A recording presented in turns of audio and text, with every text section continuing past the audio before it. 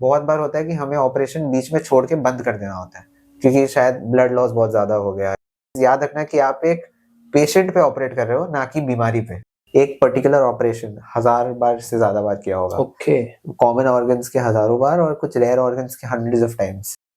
Hey, what's up, buddies? This is me, Ankit Samani from your platform Set Show by Podcast. Welcome you all to एक बहुत ही brand new और बहुत ही खास episode. आज का ये एपिसोड बड़ा नोबल होने वाला है क्योंकि इस एपिसोड में हम बात करने वाले एक ऐसे नोबल प्रोफेशन की जिस प्रोफेशन को लोग भगवान का दूसरा रूप मानते हैं। एंड आपने सही समझा, it's MBBS/डॉक्टरी।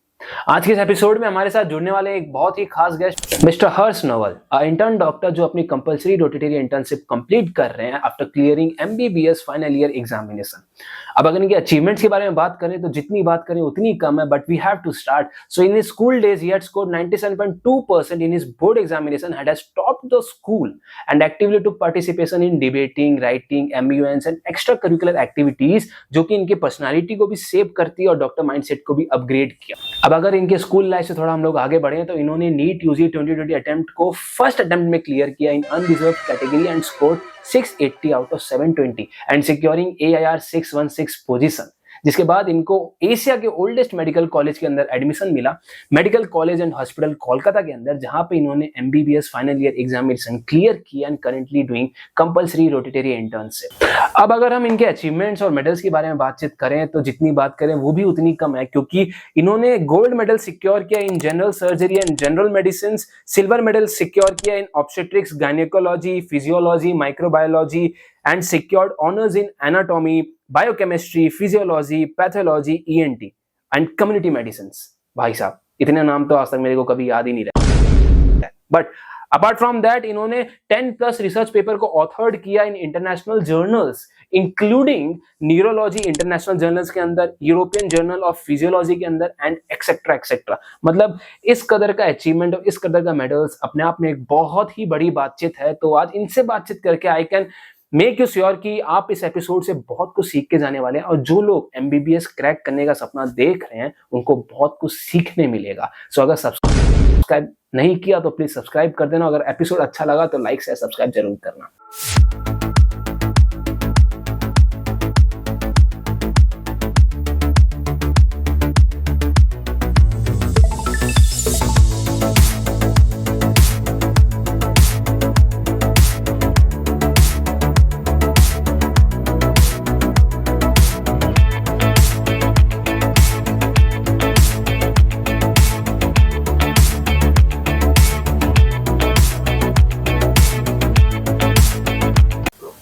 So first of all भैया, we are feeling really grateful कि आपने अपना प्रीशियस टाइम निकाल के हम लोग के पॉडकास्ट पे आने का सोचा, ताकि आज के इस एपिसोड का जो टॉपिक है मेकिंग ऑफ अ डॉक्टर, जो लोग सपना देख रहे हैं डॉक्टर बनने का, उन्हें क्या सैक्रिफाइसेस करने पड़ते हैं, उन्हें क्या चैलेंजेस फेस करने पड़ते हैं, और आप एज अ इंटर्न डॉक्टर क्या चैलेंजेस फेस करें, उसको कैसे टैकल कर रहे हैं, आपकी क्या लाइफस्टाइल रह चुकी है, और साथ ही साथ सोसाइटी में एज ए ह्यूमन बीइंग हम अपने लाइफस्टाइल को कैसे मोर हेल्दी बना सकते हैं, इस पर बातचीत कर सके। तो welcome to our set show by podcast भैया। Thank you so much, I am very humbled. आप लोग ने मुझे इनवाइट किया, मुझे मौका मिला, एंड आई जस्ट होप कि आपने जो इतना अच्छा टॉपिक्स, आपने जो इतने अच्छे टॉपिक्स चूज किए हैं, आई होप मेरा जो भी मैसेज है, मैं जो भी कहना चाहता हूँ वो आपके दर्शकों तक पहुंचे और वो लोग एक बेटर नॉलेज या बेटर लाइफस्टाइल के साथ कल की शुरुआत करें। भैया MBBS is oftenly considered as brutal, मतलब लोग इसे डरते हैं, इस पे क्या कहना है आपका? देखिए, कोई भी कोर्स को इजी कहना तो गलत ही होगा। Every course is difficult. MBBS से मुश्किल भी कोर्सेज है। MBBS जी हाँ मुश्किल है because you have 19 subjects to cover over a period of 4.5 years and वो डिवाइडेड है। फर्स्ट ईयर में कुछ है, सेकेंड ईयर में खुद है, कुछ है, ऐसे करके पूरा डिवाइडेड है। And every subject is something different to offer. एक सब्जेक्ट दूसरे सब्जेक्ट के साथ थोड़ा लिंक जरूर हो सकता है क्योंकि सब बॉडी के बारे में ही तो at the end of the day, पर हर subject has something new to offer. हर सब्जेक्ट में आपके कुछ स्ट्रेंथ्स होंगे, कुछ वीकनेसेस होंगी। At the end of 4.5 years जब आप पीछे देखोगे तो आपके कुछ सब्जेक्ट्स बहुत वीक भी रहेंगे, कुछ सब्जेक्ट्स बहुत स्ट्रॉन्ग भी रहेंगे। तो ब्रूटल जरूर है क्योंकि आपको एक नया सब्जेक्ट सीखना है while keeping all of the past subjects in mind. Correct. आप जो भी नया सीखोगे उसमें आपको टीचर बोलेगा ये तो फर्स्ट ईयर में पढ़ाया गया था ना, याद है? तो फिर आप सोचोगे अच्छा हाँ पढ़ाया तो गया था। तो वो सबको दिमाग में रख के ही आप एक पूरा ह्यूमन बॉडी को एक्चुअली समझ पाओगे। So all subjects have an important role, and उसको याद रखना, समझना is what's more important. Great. तो भैया जैसे कि आपने medical college and hospital Kolkata के अंदर पढ़ाई की है, जो कि एशिया का ओल्डेस्ट हॉस्पिटल और मेडिकल कॉलेज माना जाता है, तो कुछ प्रेशर फील होता था आपको जब आपने एडमिशन ली थी? प्रेशर तो जरूर है। आप अगर जाओगे आज भी तो वहाँ पे हर बिल्डिंग की एक कहानी है, हर बिल्डिंग का कुछ हेरिटेज है, और वहाँ से अगर आप देखोगे वहाँ इस कॉलेज के जो अलुमनस है उनके नाम पे नए हॉस्पिटल्स खोले गए हैं। अच्छा। अगर आप नील रतन सरकार हॉस्पिटल की बात करो या आरजी कौर हॉस्पिटल की बात करो, ये सब एक्चुअली अलुमनस ही है हमारे कॉलेज के। So when you look at that, when you look at their photos stuck on the wall, आप में एक होता है कि यार मैं भी उन्हीं कॉरिडोर से पास कर रहा हूँ जहाँ इन लोग ने भी पास किया था 100 साल पहले, 50 साल पहले। Correct. So you can look at this as a good thing कि अब आप जिंदगी भर मेरे पास ये बैच रहेगा कि मैं इस कॉलेज से ग्रेजुएट किया हूँ। तो you have to keep up to it, ताकि कोई ये ना बोल सके कि इस कॉलेज का स्टूडेंट ऐसा किया। So you have to be at your best at all times, no matter which college you are from. But हाँ, तो भैया इसी प्रेशर के अंदर रह के आपने गोल्ड रिसीव किया इन मेडिकल एंड सर्जरी, तो उस पे क्या कहना है आपका? आपने कैसे ओवरकम किया इस प्रेशर को और फिर भी गोल्ड जीता? गोल्ड मेडल एग्जाम्स होते हैं हमारे कॉलेजेस में, यूजुअली सभी सब्जेक्ट्स में होते हैं। फर्स्ट ईयर के सब्जेक्ट्स के फर्स्ट ईयर में, सेकंड ईयर के सेकंड ईयर में, जैसे जैसे हम लोग पास करते हैं। And these exams are almost grilling exams, मतलब अगर सही बोला जाए। और नॉर्मल एग्जाम जो होता है हमारे पास फेल एग्जाम्स होते हैं, नॉर्मल क्वेश्चंस आते हैं जो आप एक्सपेक्ट कर रहे हो, कुछ आप अनएक्सपेक्ट कर रहे हो। बट गोल्ड मेडल एग्जाम्स है जहाँ आपको ग्रिल किया जाता है एकदम, सुबह से लेके शाम, हर टॉपिक, हर चैप्टर पे जो भी लोग पार्टिसिपेट कर रहे हैं या जो लोग भी क्वालिफाई किए उस एग्जाम के लिए, उसके लिए क्वालिफाई करना होता है। एंड देन ग्रिल किया जाता है अबाउट ईच टॉपिक, आपको बहुत डेप्थ में जाया जाता है। इंटेंस एकदम इंटेंस। एंड यूजुअली वाइवा क्या होता है, एक टीचर लेता है, सुनता है और छोड़ देता है। बट यहाँ पे you have literally 8 to 10 professors, और आपको सबके पास जा जाके वाइवा दे के फिर होता है। So it's a very difficult process. And मैंने जो सर्जरी और मेडिसिन में जीता है वो 4th ईयर में था, मतलब फाइनल ईयर में हमारे। तो मैं भी फर्स्ट, सेकंड और थर्ड ईयर में बहुत ट्राई कर रहा था, एज ऑलवेज मैं पहले से ट्राई कर रहा था, but I could never make it because competition तो बहुत है। जब मैं सोच रहा हूँ कि मैंने इस कॉलेज में एडमिशन पाया है थ्रू नीट, ये भी है कि मेरे जो कंपेटिटर्स है, बैचमेट्स है, उन्होंने भी वही एग्जाम क्रॉस करके मेरे ही जितना शायद अच्छा करके वहां पे एडमिशन लिया। So they are as good as me. So it is a level playing ground. तो पहले 2-3 साल में I could not make it, but then जब final year hit, it was like कि यही लास्ट चांस है मेरी जिंदगी का। इसके बाद ना ही एमबीबीएस होने वाला है, ना ही ये गोल्ड मेडल एग्जाम होने वाले हैं। और फिर मैंने फुल पुश किया। और मैं फुल्ली फोकस था कि इस साल तो करना ही है, क्योंकि अगर इस साल नहीं हुआ तो शायद कभी नहीं होगा। सो ये एक डिटर्मिनेशन था स्टार्टिंग ऑफ द ईयर से। फाइनल ईयर के स्टार्ट में, एग्जाम्स तो एंड ऑफ द ईयर होता है, बट ये एक मोटिवेशन था कि इस साल तो करना ही पड़ेगा। इसीलिए साल भर मैं कंसिस्टेंटली पढ़ते रहा। और चूंकि ये क्लिनिकल सब्जेक्ट्स है, सर्जरी और मेडिसिन, जहाँ पे मतलब पेशेंट इंटरेक्शन बहुत ज्यादा है, तो साल भर मैंने वो थोड़ा मेंटेन किया। पेशेंट जो एडमिट होते हैं या ओपीडी में आते हैं, उनसे थोड़ा, मतलब यू कीप लर्निंग ना, बिकॉज मेडिसिन में बुक्स के बाहर you learn more from patients. Patients are the most precious books, अगर आप बोला जाए। हर पेशेंट के पास कुछ एक नया सिखाने के लिए होता है आपके पास, क्योंकि आप एक बीमारी के बारे में अगर पढ़ो तो उसको एक किताब एक पेज में आपको समराइज कर देगा, पर 100 पेशेंट्स वो सेम बीमारी अलग अलग वे में आपके पास लेके आएंगे। कुछ लोग जैसे गैस की प्रॉब्लम अगर लेके आएंगे तो वो बोलेंगे मेरे पेट में इस तरह दर्द है, कोई बोलेगा मेरे इस तरह दर्द है, कोई बोलेगा मेरे छाती में दर्द है, कोई बोलेगा मेरे सर पे चढ़ गया है, कोई बोल रहा है मैं सीधा नहीं बैठ पा रहा हूँ। तो it's the same disease, but उसको ग्रास्प पढ़ना, पेशेंट की भाषा समझना, उसको अगला क्या फॉलो अप क्वेश्चन पूछना चाहिए कि ये दिन में ज्यादा हो रहा है, शाम को ज्यादा हो रहा है, विच क्वेश्चन इज रेलिवेंट, किससे आपको सॉल्व होगा। ये एक इंपॉर्टेंट थिंग है जो मुझे लगता है विद प्रैक्टिस मैंने सीखा है, और आगे बहुत ज्यादा सीखना बाकी है। ग्रेट भैया, आपने कितने ब्यूटीफुली बताया कि सिर्फ किताबों में नॉलेज नहीं है, रियल वर्ल्ड में जब उतरोगे तब मालूम चलेगा कितना वास्ट है ये। तो भैया you have authored more than 10 research papers in international journals. तो ये जो रिसर्चिंग की रुचि और इंटरेस्ट था, ये आया कहाँ से? ये मुझे अपने सीनियर्स और मेरे प्रोफेसर से ही आया है, बिकॉज हम लोग जो भी मेडिसिन पढ़ते हैं आज, वो किसी के प्रीवियस रिसर्च के ऊपर बेस्ड है। किसी ने शायद 40-50 साल 200 साल पहले एक चीज पे रिसर्च किया, एक पेपर निकाला, वही नॉलेज सब जुड़ के आज एक डिजीज की अंडरस्टैंडिंग बनी है, एक मेडिसिन की अंडरस्टैंडिंग बनी है। तो ये अगर एक कंटिन्यूअस प्रोसेस नहीं होगा तो हमारा जो फील्ड है, मेडिसिन का जो फील्ड है, मेडिसिन या सर्जरी का फील्ड, वो 100 साल बाद भी वहीं रह जाएगा। सो हमारे प्रोफेसर्स जो हमारे सीनियर्स हैं, चाहे वो 1 साल सीनियर हो या जो प्रोफेसर हमसे 30 साल सीनियर हो, they are also still actively involve in research. उनके नाम पे हंड्रेड्स ऑफ पेपर्स है in different fields. They have done whatever they could, चाहे वो पेशेंट रिलेटेड हो, चाहे वो एक ड्रग रिलेटेड हो, चाहे वो एक डिजीज रिलेटेड हो। तो जब हम उनके स्टोरीज देखते हैं कि उन्होंने ये पब्लिश किया इतने बड़े जर्नल में, तो हमारा भी मन होता है कि एज लॉन्ग एज हम उनके अंडर है, हम उनके डिपार्टमेंट में है, एज लॉन्ग एज हम उनके स्टूडेंट है, क्यों ना हम भी उनसे कुछ सीख ले, क्योंकि ये फ्यूचर में शायद हमारे भी काम आएगा। तो ये एक इम्पॉर्टेंट फैक्टर है। ग्रेट। तो भैया जो भी मेडिकल स्टूडेंट्स ये समझते हैं कि researching is too much complicated, तो सिंपलेस्ट वे क्या है उसको स्टार्ट करने का आपके हिसाब से? कॉम्प्लिकेटेड तो जरूर है, चाहे वो मेडिकल रिसर्च हो या आप इकोनॉमिक्स में भी करना होता है। आजकल तो हर ही सब्जेक्ट में आपको एक पेपर या एक थीसिस निकालना पड़ता ही है, विच इज वेरी ट्रू।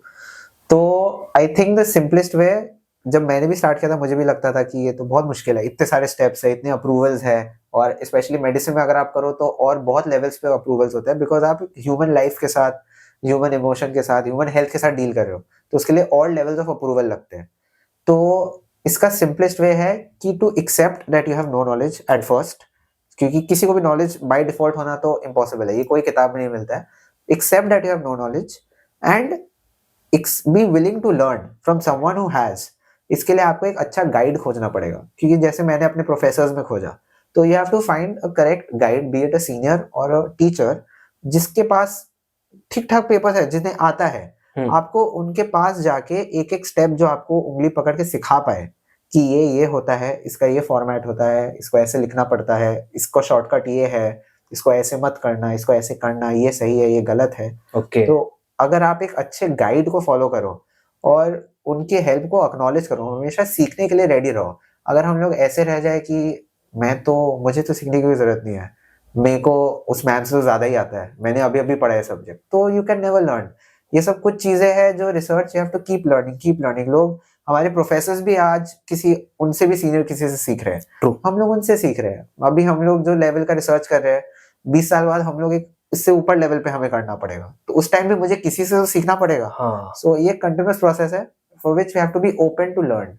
एग्जैक्टली, मतलब सेल्फ ऑब्जेक्शन थोड़ा कम करना पड़ेगा। यस, हमें लर्न करना होगा, हमें विलिंग होना पड़ेगा कि हम दूसरे को क्रेडिट्स दें। आजकल रिसर्च में बहुत बड़ा प्रॉब्लम हो गया है कि लोग क्रेडिट्स के लिए ज्यादा भागते हैं कि मैं पहला ऑथर होऊंगा, मैं सेकंड ऑथर होऊंगा, मुझे ज्यादा क्रेडिट्स चाहिए।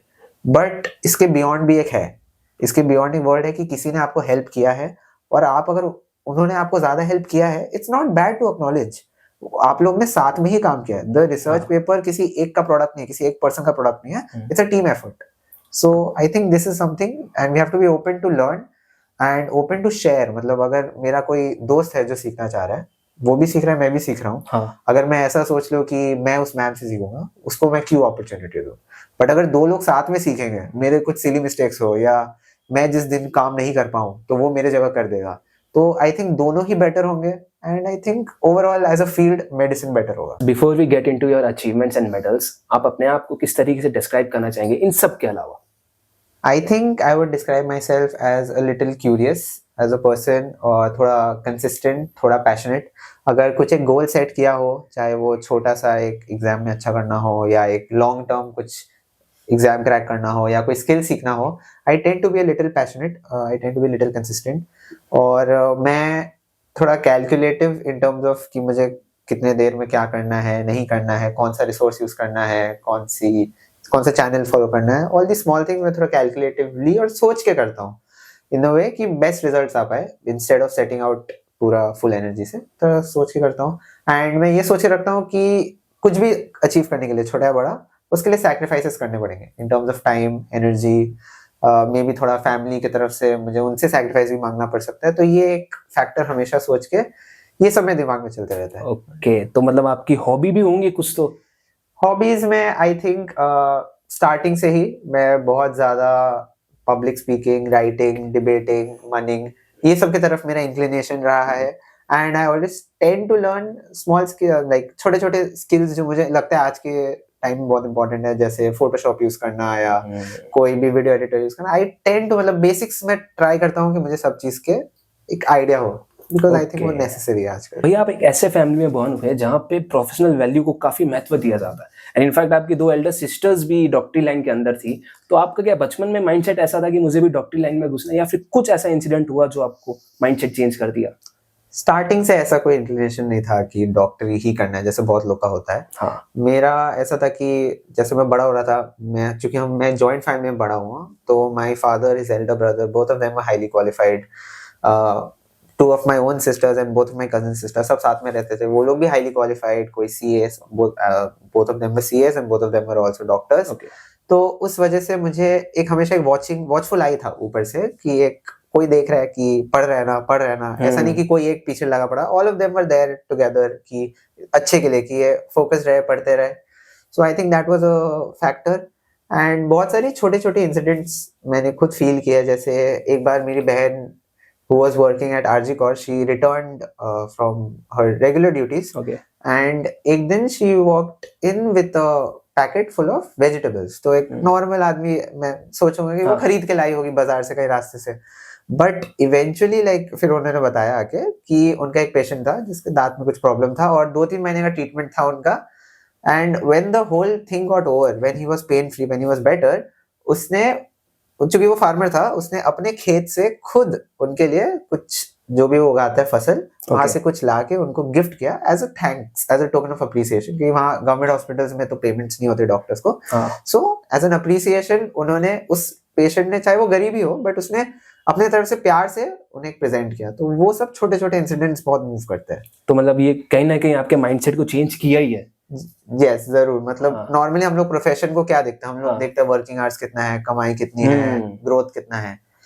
इस लाइन में भी है वो फैक्टर, बट एक फैक्टर कि आप किसी के दर्द को कम कर सकते हो, किसी को मे बी एक बेटर जिंदगी दे सकते हो अगले 40 साल तक, या मे बी किसी को Correct. मरने से भी बचा सकते हो। तो ये एक फैक्टर आई थिंक और किसी प्रोफेशन में ना हो। तो यही आपको ड्राइव किया इस डॉक्टरी लाइन के अंदर? Yes yes. ओके, तो भैया आपने जैसे कुछ देर पहले मेंशन किया कि आपकी हॉबी थी, आप एक्टिवली इन्वॉल्व थे कि राइटिंग के अंदर, एमयूएन्स के अंदर, तो ये जो नॉन एकेडमिक्स एक्टिविटीज थी, ये क्या शेप की आपको इस फ्यूचर डॉक्टर माइंडसेट को? यस, एंड आई थिंक ये जो नॉन एकेडमिक एक्टिविटीज होते हैं आजकल, तो हर स्कूल में ही इस पे बहुत जोर दिया जाता है, अलग अवार्ड्स भी होते हैं, एंड आई थिंक ये बहुत इंपॉर्टेंट है, क्योंकि बियॉन्ड एकेडमिक्स हर आदमी का एक पर्सनैलिटी भी होता है। हाँ। जो मतलब किसी से दोस्त बनाने में हो या कहीं जॉब में हो, एक पर्सनैलिटी होता है, एक how to present yourself. And I think writing, debating, MUNing और इवन स्पोर्ट्स, सब चीज से आपकी पर्सनैलिटी एक शेप होती है एक तरह से। ओके, चाहे वो, क्योंकि इसमें आप इंटरेक्ट करते हो सोशली बियॉन्ड बुक्स, तो how you present your self, how you receive someone, आप कैसे सबके ओपिनियंस अंडरस्टैंड करते हो और उनको टॉलरेट करते हो, विच is very important today's time. एक डिफरेंट real. ओपिनियन को टॉलरेट करना, चाहे वो पर्सनल रिलेशंस हो या कोई ग्रुप रिलेशंस हो, तो आई थिंक वो सब में बहुत इंपॉर्टेंट है। और लॉजिकल थिंकिंग बहुत प्रमोट होती है, चाहे वो स्पोर्ट्स हो या डिबेटिंग हो। लॉजिकल थिंकिंग और डायनामिक थिंकिंग, हम लोग एग्जाम के लिए तो पढ़ के आते हैं, पेजेस पढ़ के आते हैं कि ये क्वेश्चन आएगा, ये तो हाँ। आता ही है, ये तो लिखना ही है, तो आंख बंद करके भी हम लोग लिख देंगे। पर वहां पे जब कोई और आपको क्वेश्चन करे कि नहीं यार ये थोड़ी ना होता है, ये बेटर होगा, तब आपको सोचना होगा कि क्यों आपका पॉइंट बेटर है। On the spot on the thinking. Spot आपको सोच के करना होगा। So okay, it's very dynamic and it's very helpful. तो मतलब एक्टिवली इन्वॉल्व रहना चाहिए non academic activities. yes, there has to be a balance, Okay. between both of these। कुछ लोगों के केस में जैसे वो academically predominant है, तो I would suggest उस तरफ ज्यादा lean in करो while doing your co-curricular activities। Okay. पर अगर आप मान लीजिए स्पोर्ट्स में बहुत extraordinary हो, then you can incline towards that with a little bit of academics। Great. दोनों present होना important है। ओके, तो मतलब सिर्फ एकेडमिकली काम नहीं चलेगा, जैसे आपने कहा पर्सनालिटी भी एक चीज होती है। बिल्कुल नहीं, बहुत बहुत इंपॉर्टेंट है आजकल। और Okay. आजकल इतने सारे न्यू जॉब्स और न्यू प्रोफाइल्स आ चुके हैं, बहुत। थिंग्स बियॉन्ड दो हम लोग 4 प्रोफेशनल जॉब, सीए, इंजीनियर, डॉक्टरी, ये सबके बाहर बहुत कुछ आ गया है, जिसके लिए books are not enough. Okay, ये बहुत ग्रेट लाइन बोली आपने हाँ। भैया। बोर्ड के अंदर आपके 97.22% है, Correct. तो उसमें आपको चीफ मिनिस्टर से रिकॉग्निशन भी मिला था, तो उस फेज में आपका क्या कहना है? कुछ ऐसी पॉइंट जो आप कहना चाहे ऑडियंस को? हाँ, मैं मतलब throughout school I did well only, but I never topped. Okay. It was always a internal struggle in me. मतलब इट वाज नॉट कि it was a very negative या टॉक्सिक फेज, वो बोलना गलत होगा, but it was always in me कि मैं, there was always someone better than me and they probably deserved it also, they also worked hard. तो मेरे को हमेशा था कि एक बार तो अच्छा करना है, जो मतलब कोई ना बोल पाए कि Okay. हाँ यार इसने कर दिया, सब लोग बोल पाए कि हाँ इसने कर दिया। तो आई थिंक वो एक कंसिस्टेंसी था कि मतलब नए एग्जामिनर्स चेक करेंगे, नया फॉर्मेट ऑफ एग्जाम होगा, अगर इसमें अच्छा कर पाए, और यहाँ पे तो कंपटीशन आपके स्कूल के बाहर आपके हजारों स्कूल्स के साथ है, सभी ने दिया है, सब लोग सेम पेपर सेम टाइम पे दे रहे हैं, तो वो एक इम्पोर्टेंट था, मुझे था कि इसमें कुछ करना है। ओके, तो एक जुनून था। तो ये जुनून जब आपने नीट एग्जाम दिया तब भी यही था, क्योंकि आपने नीट के अंदर AIR 616 रैंक लाई, और वो भी अनरिजर्व्ड कैटेगरी के अंदर, और फॉर फर्स्ट टाइम आपने फर्स्ट अटेम्प्ट में क्लियर कर दिया। तो ये जुनून वही सेम था, ये कुछ और अपग्रेडेड था? वैसा ही था, बट एक पॉइंट आता है जब आपको लगता है कि खुद के लिए तो कर ही रहे, अपने पेरेंट्स को भी प्राउड करने के लिए आप कुछ कर रहे हो, अपने फैमिली में बाकी जो लोग हैं जिनको आपसे कुछ एक्सपेक्टेशंस हैं उनके लिए भी आप कर रहे हो, तो उससे थोड़ा मोटिवेशन मिलता है, तो that is one other factor. तो भैया जो लोग नीट प्रिपेयर अभी कर रहे हैं, तो आप उनको कुछ कहना चाहें, कुछ मोटिवेशन फैक्टर वगैरह?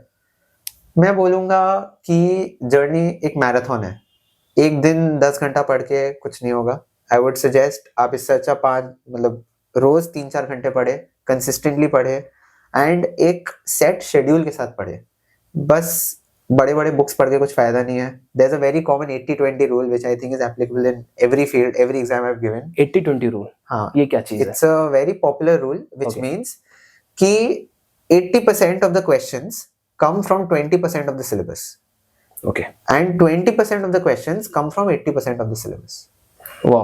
This is almost true for every subject. क्योंकि हम लोग जो past year questions solve करते हैं, जो भी book solve करते हैं, 80% of the questions come from those 20%. हम लोग क्या गलती करते हैं बहुत लोग कि 100% पहले करने जाते हैं, तो उस चक्कर में वो जो golden 20% है वो हम लोग छोड़ देते हैं। अच्छा। वो जो golden 20% जो आपको 80% मार्क्स short देंगे, अगर हम लोग उसको पहले मास्टर करें, उसके बाद हम लोग अपने स्कोप को वाइडन करें, तो वो ज्यादा बेटर होगा।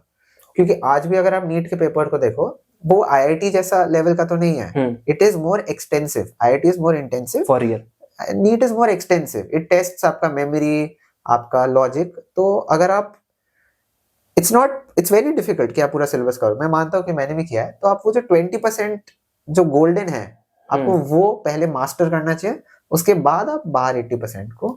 ओके, तो कितना ब्यूटीफुली आपने एक्सप्लेन किया इस रूल को। तो भैया इसी प्रोसेस के दौरान बहुत जन को सेल्फ डाउट आता है, वो लोग फियर करते हैं कि यार इस बार क्लियर हो पाएगा कि नहीं हो पाएगा, क्रैक हो पाएगा कि नहीं हो पाएगा। इसको कैसे ओवरकम किया आपने?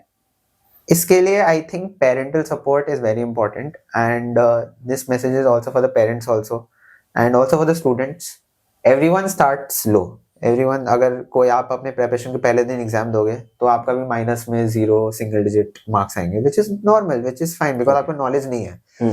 बट हो सकता है ये चीज आपके साथ 6 महीने बाद भी हो, क्योंकि आपने नहीं पढ़ा है। तो ये चीज आपको अक्नॉलेज करना चाहिए एज एन एस्पिरेंट्स पेरेंट। ये जो आपको अक्नॉलेज अगर आप करोगे कि ठीक है मेरी प्रिपरेशन वीक है, मुझे बहुत पढ़ना बाकी है, ये चीज अगर आप एक मॉक टेस्ट में करो या आप एग्जाम के 6 महीने पहले करो, तो this is much better than exam के रिजल्ट्स पेज को देख के आपको रियलाइज हो कि मेरी प्रिपरेशन खराब थी। अच्छा, अगर आप पहले रियलाइज कर सको, you can work on it, है ना। यू सैड होके तो कोई मतलब नहीं है। यही रिजल्ट अगर आपका नीट का एक्चुअल रिजल्ट होता तो आप सैड होते ही, ऑफ कोर्स। पर ये अगर आपका मॉक में आ रहा है, you have 6 months, you have parents to understand कि ठीक है अभी 6 महीने हैं, मेरे बेटी को 6 महीने अगर हम लोग अच्छे से पढ़ाए और मोटिवेट करें, तो it will get better. Okay, ना। So accepting your reality and then coping up with it, उसको कैसे इंप्रूव कर सके, वो बहुत इंपॉर्टेंट है। तो भैया आपके इस प्रोसेस के दौरान आपका सबसे लो पॉइंट क्या था, वो आप शेयर करना चाहें? सबसे लो पॉइंट आई वुड से, एक मैं मतलब हमारे ईयर में कोविड, मैं जब नीट दे रहा था 2020 में दिया मैंने, तो 2018 to 20 was the Covid era. तो उस टाइम एग्जाम्स बार बार पोस्टपोन हो रहे थे। तो जैसे मैंने बोला कि आई वाज ऑलवेज पैशनेट, तो मेरे को था कि अभी स्कोर ठीक आ रहे हैं, इसको और अच्छा करते हैं। बट तो उस चक्कर में मैंने एक गलती की थी जिससे मैंने सीख ली, और उसके बाद मैं आज तक in my MBBS preparation also, चाहे कितना भी बड़ा एग्जाम हो, मैंने उसको रिपीट नहीं किया। अच्छा, I was scoring pretty well as per the May में अगर एग्जाम होता जो शेड्यूल होता है, I was scoring pretty well, but then exam postpone हुआ टू आई थिंक जून और जुलाई। तो अब 1.5 महीना था, तो मैंने सोचा एक एक्स्ट्रा बूस्ट करना चाहिए ताकि बेटर हो। तो I change my sleep schedule. मैं सोचा inspired by some YouTube video और समथिंग हाँ। कि नॉर्मली 6 घंटे से 7 घंटे इक्वल होता है। मैं सोचा क्यों ना एक हफ्ते 5 घंटे सोते, तो दिन में 1 घंटा एक्स्ट्रा मिलेगा पढ़ने के लिए, तो बेटर होगा, बाकियों से एडवांटेज मिलेगी। मैंने वो किया। फिर मैं देखा और 1 घंटा कम सोते हैं। हाँ, बहुत लोग कर ही रहे हैं यूट्यूब पे, सब लोग बोलते हैं you don't need sleep, you need good sleep, ये सब। तो मैं वो किया and there was a point कि मैं 3.5-4 घंटे सोने लगा, ओके। ये सोच के कि वेकिंग आवर ज्यादा होंगे, पढ़ाई बेटर होगी, पढ़ाई ज्यादा होगी। एंड देन जब मैं नोटिस किया, अब ये तो एक दिन में चेंज नहीं आएगा, 1 महीने बाद जब मैं मॉक्स देने लगा, मॉक्स हम लोग रेगुलर देते थे, मैं देखा मेरा स्कोर फॉल कर रहा है बहुत ड्रास्टिकली। जो जो चीजें मुझे याद थी वो सब मैं भूलने लग गया था, because my brain was not rested. I was not feeling at peace when I was giving an exam. मेरे को unrested लग रहा है और एग्जाम स्ट्रेस तो होता ही है। तो उस टाइम मैं जहाँ कोचिंग लिया वहाँ के एक सर से मैंने बात किया और उन्होंने मुझे बोला कि अब से 7 घंटे रोज सोना है, तू कम पढ़, तू 7 घंटे सो, ओके, वरना प्रॉब्लम हो जाएगा। अच्छा। एंड उस time I was grateful, not in a bad way, कि एग्जाम गॉट पोस्टपोन्ड मोर। अल्टीमेटली जुलाई से सितंबर में हुआ exam. So that was a time when I could recover. I had to revise. I slept for 7 hours. मेरे उस sir की बात मैंने हमेशा याद रखी। Okay. और वो जो मेरा लो पॉइंट था, जब मुझे लगा कि मेरी जो 2 साल की कंसिस्टेंट मेहनत है वो मेरे 1 महीने के एक्सपेरिमेंट के चक्कर में डूब रही है, उसको सर ने बचा लिया। उसके लिए मैं बहुत ग्रेटफुल हूँ उनसे आज तक। ये जैसे आपने प्रीवियसली मेंशन किया था कि आपने एक्टिवली नॉन एकेडमिक एक्टिविटीज के अंदर पार्टिसिपेट किया था, and important fact is that all India Frank Anthony memorial inter school debate competition के अंदर आपकी टीम ने पार्टिसिपेट किया था, जिसमें 2000 प्लस स्कूल्स ने पार्टिसिपेट किया, एंड अमंग ऑल दैट आपकी टीम ने जीता था। तो जो स्टेज फेयर का कंसेप्ट है, जो लोग को नर्वस हो जाते हैं इतने सारे स्कूल्स को देख के, उसको कैसे ओवरकम कर सकते हैं और आपने कैसे किया? स्टेज शेयर तो देखिए सब में होता है, it is innate as a part of our personality. और द फैक्ट कि हम लोग डिबेटिंग, एलोक्यूशन, ये सब स्कूल लेवल पे शुरू करते हैं जब हम लोग सब छोटे होते हैं, तो ये स्टेज शेयर सब में होना बहुत नॉर्मल है। अगर आप में भी है तो इसको ओवरकम करने का ओनली वे है to face it. Okay, stage fear मेरे में भी था। जब मैं अराउंड क्लास 5 से शुरू किया था मैंने डिबेटिंग, क्लास 5, 6, 7, 8 स्टेज फेयर बहुत था। मैं बहुत फंबल करता था, मुझे बहुत डर लगता था, पैर लिटरली कपाते भी थे स्टेज पे, पोडियम के पीछे, मुझे पता है क्या हो रहा है, तो वो मेरे साथ होता था। और हाइट भी थोड़ी कम है, तो उससे भी एक फैक्टर होता था कि मतलब वो जो भार मुझे आई होप्ड कि मेरे स्पीचेस में हो, वो नहीं आ पा रहा था। तो आफ्टर दैट तो एक साइकिल जैसा हो गया था कि मतलब मैं स्टेज पे जा रहा हूँ, मैं उतना अच्छा नहीं कर पा रहा हूँ स्टेज फेयर से, मैं हार रहा हूँ, तो मेरा मूड खराब हो रहा है, फिर मैं इससे और खराब करते जा रहा हूँ। It entered a loop, vicious cycle जिसको बोलते हैं। तो इसको ब्रेक एक बहुत शॉकिंग वे में हुआ था कि मेरी एक स्कूल की टीचर थी जो अभी भी है इंग्लिश डिपार्टमेंट में, उन्होंने मुझे बोला कि तुम स्कूल को जाके इस इंटर स्कूल कॉम्पिटिशन में रिप्रेजेंट करो। और मैंने मैम को बोला कि मैम मैं तो स्कूल में भी नहीं जीता हूँ, तो आप मुझे क्यों भेज रहे हो? मैम ने बोला नहीं, तुम्हें जाना ही होगा।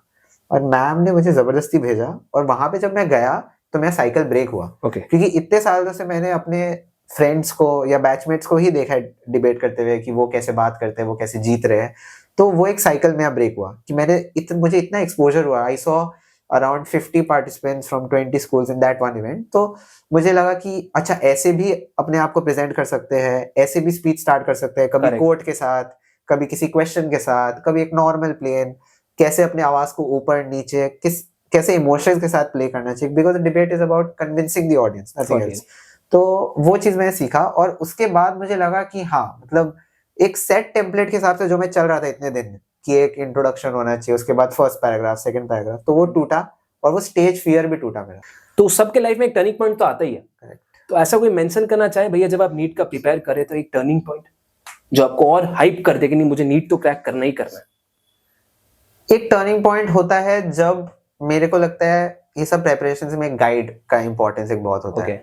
जैसे मतलब द हार्श ट्रूथ, मतलब firstly I am very thankful, मैंने जहाँ प्रेपरेशन किया it was Akash institute, and this is not sponsored, but मैं जिस सेंटर में काम पढ़ा वहां पे मुझे बहुत ट्रिमेंडस अमाउंट ऑफ हेल्प मिला है, ट्रिमेंडस अमाउंट। मैं अगर आज भी मुझे कोई पूछे तो मैं 90% क्रेडिट्स अपना मैं जो मेहनत है वो 10% ही होगा, बट 90% मैं उन्हें दूंगा, मेरे टीचर्स को, आई मीन। तो वहां पे द हार्श ट्रूथ इज कि पे शायद सब लोग इक्वली कर रहे हैं, पर उसमें जो आपको सर्विसेज मिल रहे हैं, जो आपको फैसिलिटीज मिल रहे हैं, उसको आप कितने अच्छे से यूज करोगे, वो आपके ऊपर है। वो आप कितने भी पैसे दे दो उससे कुछ फर्क नहीं पड़ता है. How well are you able to use it.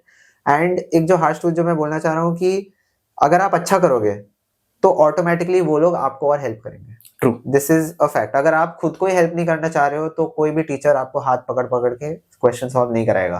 Fact. अगर आप सर के पास जाओगे कि सर मैंने 100 सॉल्व किए, मेरे से 10 सॉल्व नहीं हुए, तो क्या आप मुझे 10 पढ़ा दोगे, तो वो सर खुशी खुशी करेगा. पर अगर आप सर के पास जाओगे, सर मैंने 10 सॉल्व किए, 10 भी नहीं हो रहे, सर आप सारे करा दो, कोई नहीं करेगा. सो ये एक हार्श ट्रूथ है. और मैंने जब उसमें पढ़ा for a few months, it was a big struggle, but मैं मेहनत किया. एंड एज जैसे जैसे मार्क्स बढ़े, आई फेल्ट कि the teachers from all departments, that was also rising. और उनका जो कांस्टेंट सपोर्ट, हर एग्जाम के बाद उनका पूछना कैसा हुआ, और फिर क्वेश्चन पेपर मांग के वो लोग पूछते थे, ये वाला हुआ ना, ये वाला नहीं हुआ, ये वाला क्यों नहीं हुआ, ये वाला नहीं हुआ, ऐसा करता है. एक पर्सनल टच, एक बहुत पर्सनल टच था, एक बहुत गाइडेंस था कि फैमिली आपको मॉरली सपोर्ट कर सकती है, बट जो एक स्पेसिफिक सपोर्ट होता है कि ये क्वेश्चन गलत तो सिली मिस्टेक है, क्लियरली कोई आपको बोल दे कि ये तो मैंने पढ़ाया है, ये तूने गलत किया, मतलब ये सिली मिस्टेक है, तो ये चैप्टर अच्छे से पढ़. तो और कुछ क्वेश्चंस होते हैं जो मतलब जो नहीं, बहुत डिफिकल्ट होते हैं. तो एक एज अ पेरेंट आप देखोगे यार 600, मतलब अगर आप देखोगे 70% स्कोर किया है, तो आप बोलोगे यार ये तो शायद कम ही है. But as a teacher if you know कि यार ये पेपर तो इतना इजी था, इसमें तो 90 आने चाहिए. और एक टीचर हो सकता है दूसरे पेपर में, यार ये तो बहुत मुश्किल था, इसमें भी 70 लाया है. तो वो एक जो एक गाइडिंग फोर्स होता है, उनका जो सपोर्ट मुझे मिला, आई think that was very important for me. Okay, वही बूस्टअप किया. वो बहुत बूस्टअप किया मुझे. ग्रेट. तो भैया आपने इतने सारे मेडल्स, इतने सारे अचीवमेंट्स हासिल किए हैं, इन सब के बाद भी आप ग्राउंडेड रहते हैं, तो इस पे क्या कहना, और लोगों को आप क्या कहना चाहेंगे कि किस तरीके से वो ग्राउंडेड रह सकते हैं और बहुत कुछ सीख सकते हैं? वही, जैसे ये सब जो छोटे मोटे इंसिडेंट्स होते हैं जिससे पता चलता है कि और कितना सीखना बाकी है. और हम लोग बहुत छोटे हैं अभी, not in terms of age but also in terms of knowledge. हम लोग अभी असिस्ट जो कर रहे हैं उसको अगर हम एक जॉब की तरह कम देख के एक लर्निंग चांस देखें कि कोई और सर्जरी कर रहा है पर हम उसके बगल में रह के उसको जो असिस्ट कर रहे हैं, जो हेल्प कर रहे हैं, वो हम लोग एक्चुअली सीख रहे हैं. क्योंकि अगर मैं एक चीज को 100 बार देखूंगा तो जब 101 टाइम जब मुझे करने का चांस मिले तो मेरे में कॉन्फिडेंस हो कि मैंने 100 बार देखा है कि कैसे वो सर्जन उस ऑर्गन को पकड़ रहा है या वो खोज रहा है वहां पे. तो जब मुझे करना पड़े तो मुझे एक फर्स्ट हैंड एक्सपीरियंस हो कि हाँ 100 बार में 80 टाइम्स नॉर्मल थे, 10 बार उन्होंने शायद गलती की हो, 10 बार पेशेंट के बॉडी में कुछ अनोमली हो. हर सबका बॉडी अंदर से अलग भी होता है, जैसे हम लोग बाहर से अलग होते हैं, अंदर से भी. तो I think there is so much left to learn, there is no reason for us to be proud. And मेरे जो सीनियर सर्जन है, सीनियर फिजिशियंस है, वो लोग खुद अभी तक सीख रहे हैं. They are also learning from their seniors, they are also learning from patients. वो लोग जो चीज मुझे 1 साल पहले शायद सिखाए होंगे, वो लोग इस साल मुझे बोलेंगे नहीं, ये मेडिसिन बेटर है, ये वाला यूज किया करो. या वो लोग खुद आके बोलते कि ये नया निकला है, इसको देख के बताना मुझे कैसा फीडबैक मिल रहा है. तो वो भी हमसे सीख रहे हैं कि मतलब हम लोग, क्योंकि वो अकेले कितने पेशेंट्स को दवाई दे सकते हैं, वो 100 को देंगे, और उसकी जगह अगर वो हम 5-6 को सिखाए कि तुम लोग भी दो, तो हम उनके पास जो 100 का सैंपल साइज होता उसकी जगह 1000 का सैंपल साइज होगा. सच अ ग्रेट लाइन. तो हम लोग उनको बोलेंगे कि सर इन 100 में से मेजॉरिटी बहुत खुश थे. कोई बोलेगा नहीं सर मेजॉरिटी खुश नहीं थे. तो ये सारा फीडबैक उन्हें मिलेगा और फिर वो भी हमें नेक्स्ट जनरेशन को और सिखा पाएंगे. ग्रेट. तो भैया जैसे कि अभी आपने कहा था कि इंटरनली हर एक इंसान का बॉडी डिफरेंट होता है, जैसे बाहर से भी डिफरेंट होता है वैसे अंदर से भी होता है, तो ये सच है? यस, ये बहुत ट्रू है. ओके. और क्योंकि अगर आप सोचोगे तो हमारे बॉडीज में इतने सारे ऑर्गन्स हैं, उन सब के सप्लाई करने के लिए इतने सारे आर्टरीज, वेन्स जो हम लोग पढ़ते हैं क्योंकि उन्हें ब्लड लगेगा, उनके साथ नर्व्स होते हैं, उसके अलावा बहुत सारे स्ट्रक्चर्स होते हैं. ओके. तो हर इंसान के बॉडी में कुछ वेरिएशंस होते हैं. जैसे ये तो रिसर्च करके भी पता चला है कि किसी का मान लीजिए गॉल ब्लैडर और ये एरिया का 60% लोग में ऐसा होता है, 30% में ऐसा होता है, 0.001% लोग में ऐसा भी होता है. तो जब कोई आदमी 1000 सर्जरीज कर रहा हो तो उसमें से 1-2 तो रेयर आ ही सकते हैं. तो उस टाइम जो आपका माइंडसेट कि आप काम रहो, आपके सामने जो आपको दिख रहा है उसको आप समझो और फिर ऑपरेट करो, वो बहुत इंपॉर्टेंट है. जैसे कि हम लोग किताबों में पढ़ते हैं कि जैसे हम लोग ड्रॉ भी करते आए हैं ह्यूमन बॉडी में, आर्टरी को हम लोग रेड बना देते हैं, हम लोग वेन को ब्लू, नर्व्स को येलो बना देते हैं. हमें स्कूल में भी सिखाया जाता है कि ये कलर कोडिंग होती है. पर आप रियल लाइफ में अगर किसी डॉक्टर से पूछो तो अंदर सब सेम दिखता है. अंदर सब ऐसे डर्टी व्हाइट या ग्रे कलर का दिखता है. और ऐसा होता है कि मतलब अनलेस आप ऑब्जर्व करो कि वो मतलब उसमें अगर ऑब्वियसली अगर कोई ब्लड फ्लो होगा तो वो एक पल्सेट करेगा या उसमें एक मोशन होगा तो आपको फील करना होगा। नर्व्स थोड़े से सॉलिड होते हैं तो ये आपको विथ प्रैक्टिस आपको दिखेगा। तो ड्राइंग में तो हम लोग कलर कर देते हैं, एग्जाम में भी हम लोग कलर डाल देते हैं ताकि समझ आए, बट रियल लाइफ में सब सेम दिखता है। तो उस टाइम Wow. एक्सपीरियंस, माइंडसेट और एक काम माइंड आपको रखना होगा समझने के लिए कि इस पेशेंट के बॉडी में क्या एनाटॉमी है। एग्जैक्टली भैया, यही मेरा नेक्स्ट क्वेश्चन है। जब आप कोई सर्जरी कर रहे हैं तो उस पॉइंट पे डॉक्टरों को अपना इमोशन बहुत कंट्रोल रखना पड़ता है। क्या ये सबका ट्रेनिंग दी जाती है या फिर ग्रेजुअली आप अपने आप वैसे डेवलप हो जाते हैं? ये डेवलप होता है। ओके। कोई भी अपना पहला सर्जरी करते वक्त ऑब्वियसली डरेगा। हाँ, हम लोग भी अगर पहली बार खाना बना रहे हैं तो हम लोग ऑब्वियसली डरते हैं कि हाथ ना जल जाए, सही बात है। कुछ हमारे ऊपर ना आ जाए। तो वैसे ही होता है, आप विद प्रैक्टिस आप सीखते हो। और बहुत ज़्यादा इम्पोर्टेंट है ये जानना कि जब आप ऑपरेट कर रहे हो उस पेशेंट की लाइफ आपके हाथ में है। हाँ, तो आपको अगर आप उसका अच्छा ना कर पाओ, आप उसका कम से कम खराब मत करो। करेक्ट। अगर बहुत बार होता है कि हमें ऑपरेशन बीच में छोड़ के बंद कर देना होता है क्योंकि शायद ब्लड लॉस बहुत ज्यादा हो गया या बीपी बहुत हाई हो गया, तो उस टाइम अगर मैं ऑपरेट करूं तो हो सकता है कि मैं उसका गॉल ब्लैडर निकाल दूं या मैं उसका कैंसर ठीक कर दूं, but in the long term वो पेशेंट का और खराब होगा। हो सकता है मैं उसका 2 लीटर ब्लड लॉस कर दूं उस चक्कर में, या हो सकता है वो पेशेंट उस ऑपरेशन से जिंदा ही ना निकले। मैंने सर्जरी ठीक कर दिया पर वो पेशेंट ही नहीं बचा। तो Okay. ये एक डिसीजन लेना, ये चीज याद रखना कि आप एक पेशेंट पे ऑपरेट कर रहे हो ना कि बीमारी पे। The patient is your patient, not the disease. Wow, such a great line भैया। तो करेंटली आपको कौन सा ब्रांच ऑफ मेडिसिन ज्यादा एक्साइट कर रहा है? I am deeply excited by surgery क्योंकि मतलब फर्स्ट हैंड एक्सपीरियंस तो है ही, and I think it is something which is very interesting to me. मुझे लगता है थोड़ा एक जो एक्सप्लोरेशन वाला फैक्टर है कि हर पर्सन का बॉडी अंदर से अलग है, तो आप खोलते हो, every surgery has a new surprise for you. लोग और जो मेरे कुछ सीनियर सर्जन हैं जिन्होंने एक पर्टिकुलर ऑपरेशन 1000 बार से ज्यादा बार किया होगा। ओके। कॉमन ऑर्गन्स के हजारों बार और कुछ रेयर ऑर्गन्स के हंड्रेड्स ऑफ टाइम्स, जो मतलब 10 सर्जन्स मिला के भी नहीं कर पाते होंगे।